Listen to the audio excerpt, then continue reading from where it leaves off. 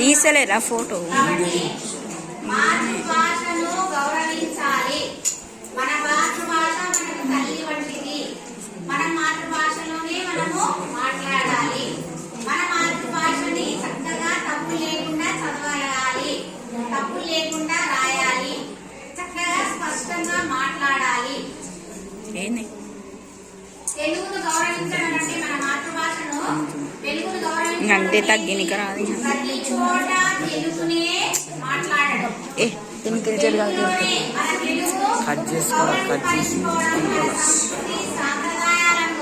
Madam ఒకటే రావాలి మనకు అంతే. ఇవన్నీ కూడా మనం చేస్తే మన తెలుగు జాతి యొక్క ఔన్నత్యం పెరుగుతుంది.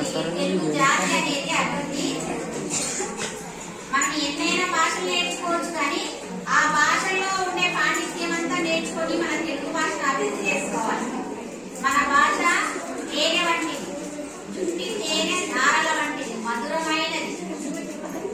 మరి తేనె కలిపిన పెరుగు వంటిది, ఎంతో సుందరమైనది.